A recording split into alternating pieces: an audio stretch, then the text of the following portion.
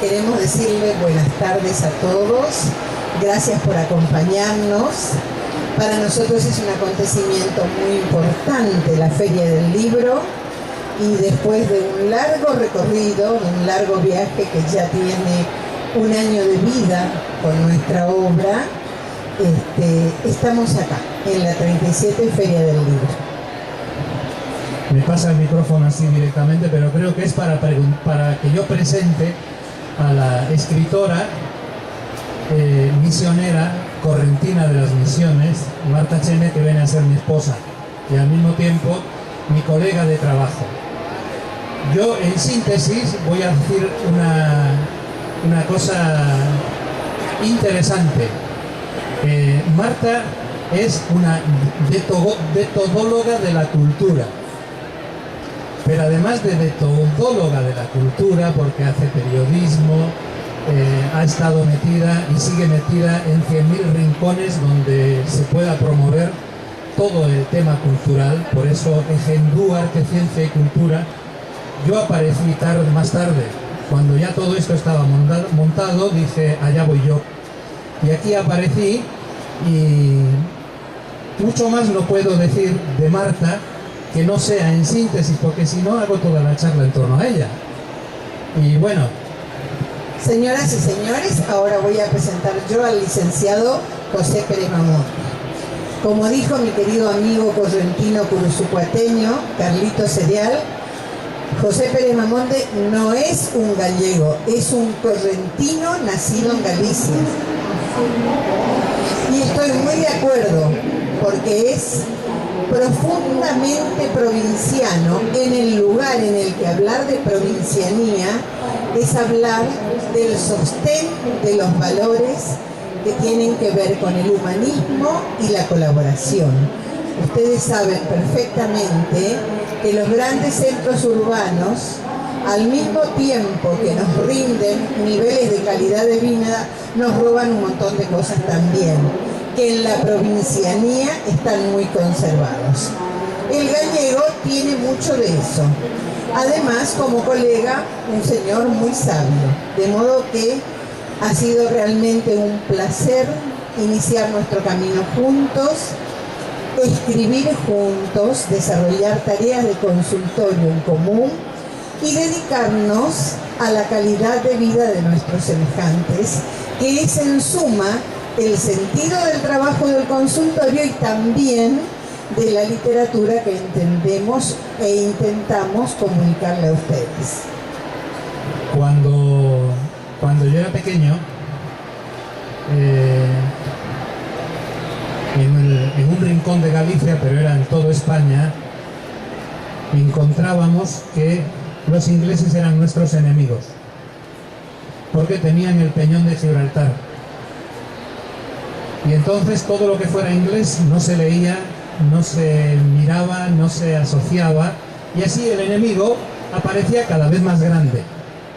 Oh, milagro de la vida, sucedió que vino la época del turismo y descubrimos que los ogros eran personas como nosotros, ingleses, inglesas, suecos, suecas, daba igual que fueran de una religión, de otra, que fueran agnósticos, que fueran creyentes, daba igual, eran personas de carne y hueso, se reían, participaban, compartían su vida.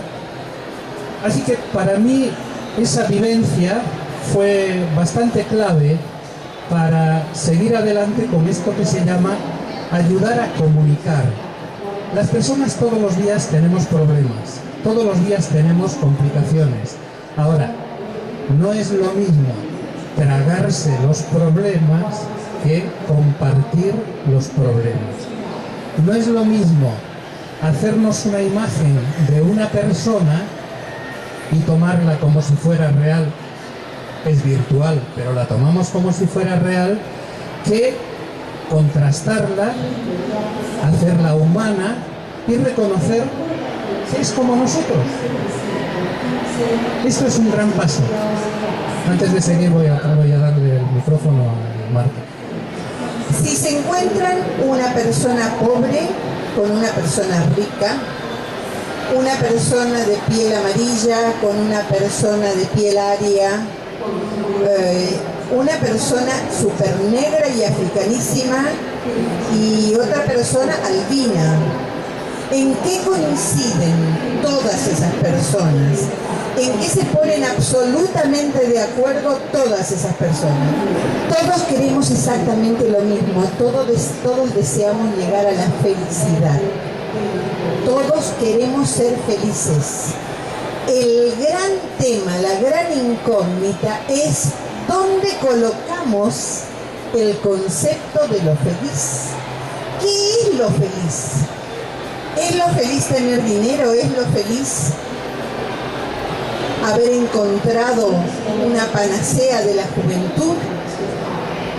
¿Es lo feliz llenarse de hijos o llenarse de nietos? ¿Es lo feliz encontrar el hombre o la mujer de los sueños? ¿O es lo feliz tener razón? ¿Qué es lo que más nos preocupa? Este es el punto en el cual nos encontramos con que la gente cuando discute, cuando se pelea, cuando inicia la microguerra, que después se transforma en la macroguerra, siempre está en función de algo igual. Yo quiero ser dueño de todas las razones. Y si no lo puedo ser, te tengo que matar, porque tengo que hacerte salir del planeta. Menuda paradoja. Pero al fin y al cabo, si pudiéramos juntarlo de ser feliz y tener razón a la vez, eso ya sería más exitoso. Ahora, la cuestión, devanándola un poco, desgajándola un poco, yo creo que en principio pasa por que nos vendieron una realidad falsa. Por ejemplo, nos enseñaron a relacionarnos con nuestros semejantes, ¿verdad? Eso que os comentaba de los ingleses. Nos enseñaron a relacionarnos con personas que pensaran igual que nosotros, que sintieran parecido a nosotros. Pero en la medida que fuimos creciendo, que fuimos desarrollándonos, y sobre todo en esta etapa de globalización de las culturas, globalización de la sociedad, nos hemos encontrado que antes parecía un problema de casa, con que las personas somos bien diferentes unos de otros, y no se vino una guerra mundial por ser diferentes unos de otros. Lo que se ha venido es una relación, una situación compleja. Lo complejo no es lo que no se puede resolver. Lo complejo es lo que lleva un poco más de tiempo porque no funciona, o sea, una ecuación es algo complejo. Una suma, una resta, es algo sencillo. No se llega igual a una solución que a la otra, pero todas tienen un camino para llegar. Entonces, llegar a aceptar, y vamos a lo sencillo, en nuestra familia, en nuestras relaciones, en nuestra cotidianidad, que existen personas distintas a nosotros mismos, distintas, diversidad, y que no por eso se nos cae el mundo, me parece que es ya un gran paso que necesitamos dar para ser felices, digo yo. Bueno, estamos entrando en la parte más interesante de nuestro tema. El valor que puede tener para cada uno de nosotros la conversación. La conversación como una actitud a través de la cual yo tengo la intención de darme a conocer y tengo la intención de escucharte y conocerte a vos.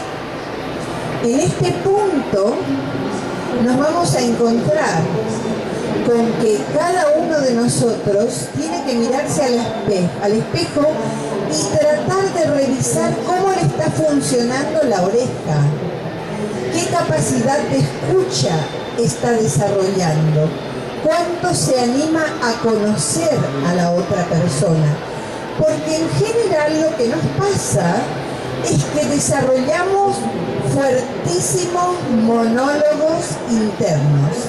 Este señor que está al lado mío, que en algunos ratos es mi colega y en otros es mi marido, ha sido el compañero del curso de la escritura de estos libros, donde nosotros plasmamos la experiencia de entendernos y desentendernos. De hecho, que están escritos así, dicen Pepe, Marta, porque tratamos de mostrar cómo funciona la fantasía de las personas. Nosotros monologamos. Yo miro la cara de Pepe y digo, Pepe está de mal humor.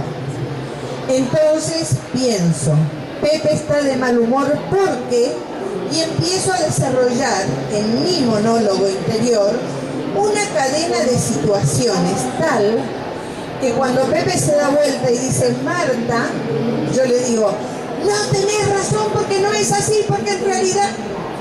Y Pepe no sabe de qué le estoy hablando. Esto no es un diálogo de locos. Este es el diálogo más común que desarrollamos las personas. El diálogo que está cargado más de presuposiciones que de verdades, de realidades, de cosas preguntadas al otro, de actitudes a través de las cuales estamos tratando de hablar de nosotros, darnos a conocer y preguntarle al otro para enterarnos qué es lo que realmente le está pasando y desde ahí componer una conversación que se fundamente en la realidad, no en esa actitud que naciendo del monólogo se convierte en una actitud innecesariamente violenta o a veces innecesariamente triste. Los seres humanos necesitamos mucho ser reconocidos, necesitamos mucho sentirnos queridos y en general fantaseamos muchísimo con el desamor. El desamor, hola María, ella me quiere. Entonces, en este monólogo, el desamor se convierte en una fuente de estímulo que lleva el monólogo hacia el lugar de tengo miedo de que no me quieran. Y como tengo tanto miedo de que no me quieran, Martín sí me quiere mucho también. Entonces, vamos paulatinamente entrando a lugares que por miedo se convierten en violentos. ¿Qué tema? Me pasa el relevo para que yo hable de por qué todos estos temas se convierten en violentos.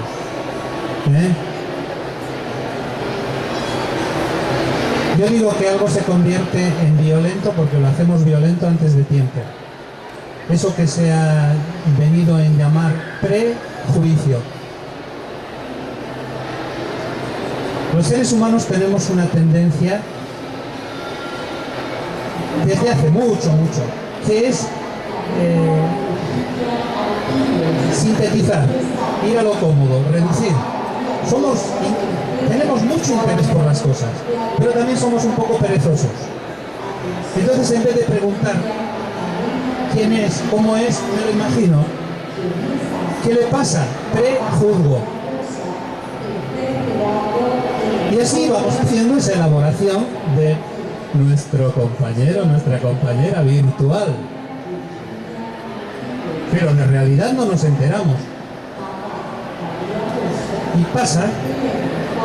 ¿Qué te parece si hablamos de lo que pasa entre el papá, la mamá y los hijos? Por ejemplo, los hijos adolescentes. Los hijos adolescentes primero dicen, seguro que no me da permiso. Como dicen, seguro que no me da permiso, empiezan a hacerse la matraca del seguro que no voy a conseguir permiso. ¿Y cómo hago para sacarme el permiso a mi mamá y a mi papá, porque yo me quiero ir de viaje por 48 horas con mis amigos y mi mamá cree que me voy a convertir en prostituta, o mi papá y mi mamá creen que los ladrones me van a llevar. ¿Cómo hago para hacerles entender que yo soy joven pero no soy tonta o no soy tonto?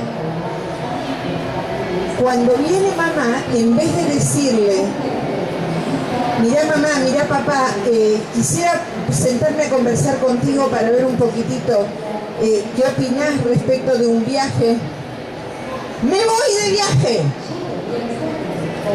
Resultado, la respuesta inmediata de papá y mamá es que ninguno de los dos se atreve a decir, me muero de miedo de que te vayas de viaje, que es la verdad. Inmediatamente dicen, vos no te vas hacia ningún lado porque hasta que no cumplas la edad suficiente no va a ser momento y acá mando yo. Chao. Murió la conversación, murió el diálogo entre padre y madre, murió toda opción de conversación. Si en cambio sucediera que mamá y papá se atrevieran a decir, a mí me da mucho miedo. Si en cambio una hija adolescente o un hijo adolescente se atreviera a decir, a mí me asusta mucho irme de viaje, pero tengo muchas ganas de hacerme responsable. Si conversamos un cacho, capaz que encontramos la manera y podemos hacer de esto un ayudarnos mutuamente. Esto puede pasar, mejor dicho, es una obligación moral que empiece a pasar, porque si no llegamos a tiempo en el lugar de construir el diálogo, no llegamos a tiempo jamás en la posibilidad de evitar lo violento, lo adicto, lo complejo, los problemas de conducta, las grandes dificultades. Entonces, no se trata solamente de lo que pasa entre un hombre y una mujer, hola, sino que además, entre padres e hijos, y particularmente en esa deliciosa y aterrante etapa que se llama adolescencia, es súper importante que podamos hablar de esta manera. Perdón, ¿qué distancia hay entre proponer e imponer? Hay alguna, ¿no? Nosotros que ya somos grandes y hemos impuesto muchas veces a nuestros adolescentes y a nuestros adolescentes, quizá hoy tenemos la posibilidad de decirnos, tenía miedo, tenía inseguridad a que me cuestionara, y entonces pasa como en el ejército, con perdón del ejército. Las cosas se obedecen porque sí, porque lo mando yo, porque lo digo yo. Y ahí no hay posibilidad de diálogo, no hay posibilidad de comunicación. Ahora, hay algo que es otra vía, que viene a ser como una especie de autopista y que tiene que ver con la proposición. La proposición es más compleja, ¿cómo no? Es mejor dar una orden tajante que sentarse a escuchar qué le pasa a la otra persona, qué le pasa a mi compañero, a mi compañera, qué le pasa a mi hijo, a mi hija. Hablarle de mis miedos, hablarle de mis preocupaciones, hablarle de esto que comentaba Marta.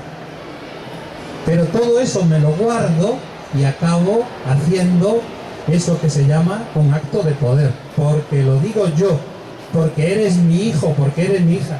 Hace poquito venía un padre planteando un tema bastante arduo, donde le decía al hijo, bueno, que tuviera cuidado con el tema de los anabolizantes, y el hijo le salta al padre y le dice, mi cuerpo me pertenece. Ah, puta, destruyó al padre. Se quedó medio mareado.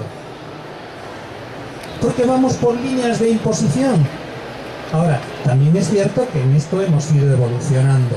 Y como todos buscamos, tal como planteaba Marta, blancos, negros, chinos, creyentes, no creyentes, ricos, pobres, todos buscamos el bienestar, nos enteramos que a través del diálogo, a través de la proposición, se resuelven muchas más situaciones favorablemente para ambos, porque esto es lo que tiene que ver con la negociación también, que a través de la simple imposición. Hoy nos duele cuando vamos a una oficina, sea pública o sea privada, y alguien nos trata: usted vaya por aquí, vaya por allá. Si no entiende, vuelva otra vez. Y decimos: pero ¿qué pasa aquí? Las cuestiones que se plantean desde la imposición acaban haciendo daño a todos. ¿Por qué? Es una falta de reconocimiento del ser humano, que necesita preguntar, necesita aprender, necesita enterarse, necesita algo que es interesante. ¿Cómo se evoluciona? ¿Cómo crecemos? Por acierto y error. Acierto y error, y acierto y error, y nadie nos lo vuelve a recordar, y creemos que como ya tenemos 20, 30, 50, 60 años, entonces ya lo del error ya queda fuera, todos son aciertos. Pero la realidad sigue siendo así, en la naturaleza, en la sociedad humana: acierto y error, acierto y error. No hay aciertos si no hay errores. Si un niño no puede aprender matemáticas si no aprende que hay errores, no desarrolla toda su capacidad. Un músico no puede ser músico si no comete errores a la hora de afinar su oído. ¿Cómo va a pasar de un do a un fa? Hasta que acaba integrando el sonido del fa, fa, fa, fa, fa. Fuera de ahí, que no tienes oído, que es lo que un día me dijeron a mí, y desde entonces dije: no quiero más que me digan eso, así que yo hasta voy a ser músico y todo. Y ayudar a las personas a las que les dicen: no tienes oído. Digo: no, oído tiene todo el mundo, ustedes perdonen. ¿Sí? Entonces, acierto y error. Diversidad en medio de lo que ya acabamos considerando que tiene que ser imposición. Proposición. Para hablar de acierto y error en serio, también tenemos que hacer confidencia. En cada uno de los libros de Ser Feliz y Yo Tener Razón, Pepe y Marta no nos matamos por casualidad, porque los libros están escritos a partir de todo el esfuerzo que tuvimos que hacer ambos para no ser dueños de la razón, sino encontrar el camino de conciliar el pensar con el sentir, con el expresar, con el tratar de escuchar lo que el otro me propone y ampliar y enriquecer mi manera de elaborar una idea a partir de lo que el otro me propone. Esto es un juego muy difícil, sobre todo se lo digo a los adolescentes, porque los adolescentes siempre están en la voluptuosidad de la energía de la razón, con un sentimiento muy claro de: yo tengo la posta. Yo por suerte tengo buena memoria y me acuerdo muy bien de cómo era mi sentimiento adolescente. Mi mamá y mi papá decían pavadas. La única verdad la tenía yo. Y no había manera de que ellos se pudieran colocar en una actitud donde se negociara la conversación. Entonces, el énfasis que hemos puesto en la elaboración de este trabajo ha sido precisamente para poder empezar a tomar conciencia de qué terrible que es el poder, la necesidad de ser dueño de la razón, como si estuviéramos apoderándonos del otro. Los adolescentes son más inteligentes, mucho más inteligentes que los adultos. Tienen el pico de la inteligencia como seres humanos, razón por la cual quiero contarles que en nuestro propio juego de ensayo y error, ha sucedido que terminamos en Puerto Madryn armando un taller que está dirigido por adolescentes para enseñarles a los adultos a pensar. hijos, esto nació simplemente de un taller como propuesta de los mismos adolescentes y nosotros nos manejamos por Skype con ellos y en Puerto Madryn está funcionando, perdón, no es Puerto Madryn, dije mal, es Trelew. En Trelew está funcionando el taller de adolescentes para adultos. Hijos que están enseñándole a los padres cómo se debe pensar y razonar y cómo el no es una actitud que viene del miedo y no de la inteligencia. Porque cuando hablamos de hormonas y de neuronas, no estamos hablando de sexo e intelectualidad. Estamos hablando de todo lo que se mueve en una persona cada vez que elabora una idea y que la emoción está involucrada con la idea. Esto es más o menos en síntesis lo que tiene que ver con la propuesta de nuestro trabajo. Les contamos que es una buena oportunidad, primero, para agradecerle a la Secretaría de Cultura de la provincia de Corrientes, que siempre es tan generosa en su actitud de recibirnos. Nosotros hemos comenzado con este tercer libro hace un año, estamos terminando con la edición, con la primera edición de este Ser Feliz y Yo Tener Razón, y es un honor estar en esta provincia tan maravillosa que nos llena permanentemente de mimos, de cariños y que nos enriquece y nos vuelve cultos, porque hay tanto respeto por lo humano, tan enraizada está la provincianía, que somos nosotros los que vivimos el rédito de esta actitud tan generosa. Hemos recorrido España, hemos tenido muy buena recepción. Yo de mi parte hice todo lo posible por dejar bien a la Argentina y al señor y a su vez él está haciendo lo propio en el camino de recorrer América. No queremos aburrirlos y además intentaremos que esto también tenga un ratito de comunicación dentro de lo que sea posible. Más o menos le contamos de qué modo escribimos el libro y nos presentamos para que ustedes conozcan nuestra ideología.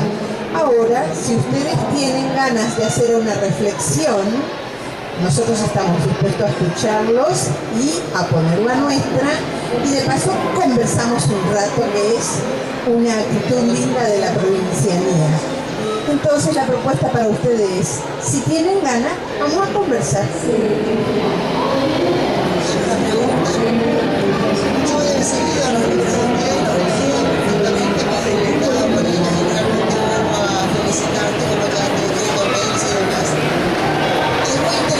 Eso de tratar de abrir el diálogo en la familia, en la pareja, entre los hermanos, etc. Pero a mí me parece que el paso siguiente de la elaboración de los libros de ustedes debe ser la acción. Porque ustedes son juntos, inmediatamente. Cuando dices lo social, estás abarcando algo que es muy grande y a la vez muy importante. Tenemos siempre dos posibilidades, una microversión de las situaciones, una macroversión de las situaciones. Cuando entramos en la macroversión, en la conceptualización social, que es lo que nos estaba marcando Rosita, entramos en los mitos. El mito es vivir en estado de juicio. El mito es suponer que si hacemos un rato de silencio perdemos autoridad. Perdemos el poder. El otro se queda con la razón. Joder. Y ese es el punto en el cual rompemos totalmente con la posibilidad de entablar un vínculo que sea humanista, donde tengamos realmente la sensación de estar floreciendo o haciendo crecer nuestra relación. Rosita, has hecho la síntesis de lo que nosotros queríamos decir, porque en realidad cuando hablamos de comunicación hablamos de ida y vuelta, hablamos de respeto mutuo. Ojalá fuera así, ojalá fuera que cayéramos en la cuenta de que bien tradicional es: no hagas al otro lo que no quieras que te hagan a ti, trata al otro como te gusta que te traten a ti. Pero también hay otra vuelta: trátate a ti mismo como te gustaría que te trataran. Porque creo que este es el pequeño gran cambio, que primero queremos tratar bien a los demás sin plantearnos ¿y qué pasa con cada uno? Porque el original está aquí. Entonces, si yo acepto tratarme mal a mí, obligatoriamente voy a aceptar tratar mal al otro. La calidad de vida empieza por cómo yo me relaciono conmigo mismo. Esto sí.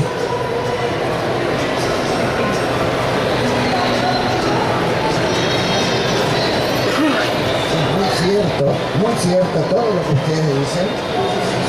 Sería micro. Si lo hacemos macro, a la actual sociedad que nos circunda, lo que ustedes tocan como una psicología moderna, nos preocupa muchísimo. Sería un vergel si todo el mundo pensara como el libro que ustedes dicen del diálogo, indudablemente. Hay veces que el diálogo nos fracasa. Lo que fracasa es la sociedad que nos circunda y a la cual tenemos el temor de que nuestros hijos no puedan abrir sus alas y brillar libremente cuando vemos que nadie hace nada por mejorar. Se está autodestruyendo. El ser humano se autodestruye. Entonces a veces los que tuvimos otra escuela de la vida, pensamos a veces, ¿cómo hacen los jóvenes padres? Porque yo hasta hoy tengo la satisfacción que un hijo de 49 años me dijo: papá, ahora te doy la razón, el padre es padre, nunca puede ser amigo del hijo. ¿No? ¿Por qué? Porque ahora nos cuesta. Y yo me pregunto, y ustedes tienen que preguntarse como autores,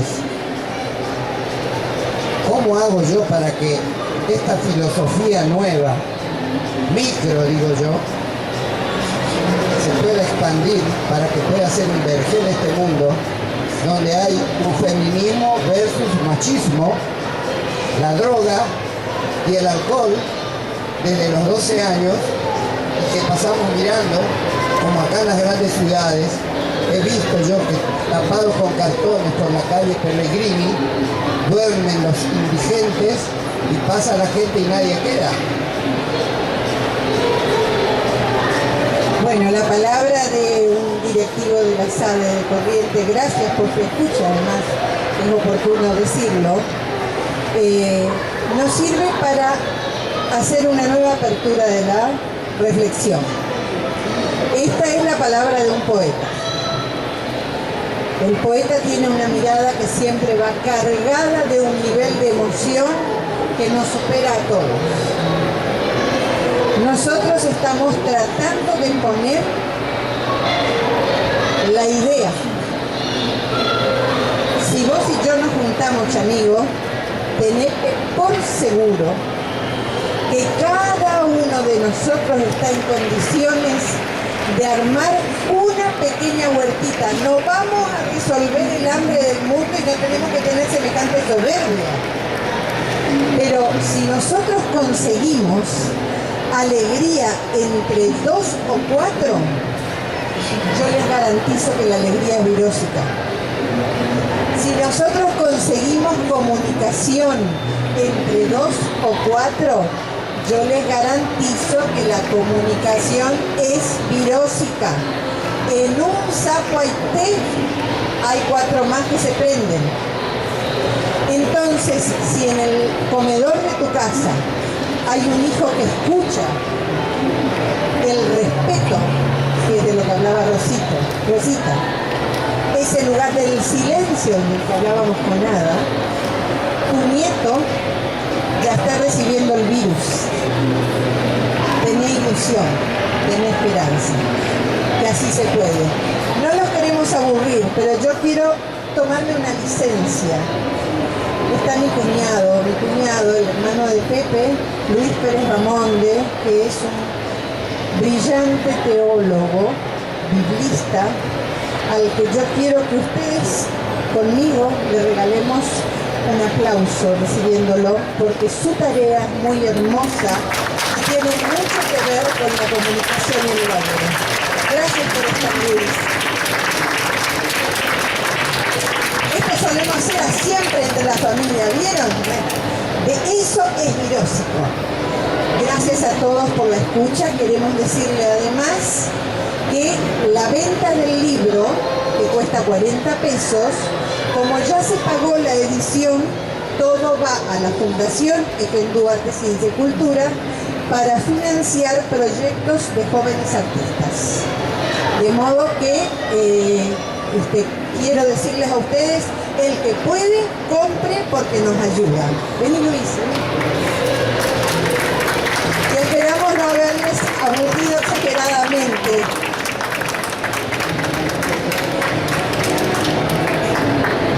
Ante todo quería felicitar tanto a mi cuñada como a mi hermano, ¿no? Y escuchaba, por desgracia no llegué a tiempo, pero escuché un concepto que me pareció muy importante en todo esto que estuvimos escuchando. Y yo quería también aportar justamente a partir de ese concepto. Y es que le viene muy bien al título del libro el tema de que el hombre no sea imperfecto, sino más bien perfectible. Si yo digo que somos imperfectos, es porque ya casi no tenemos la vida.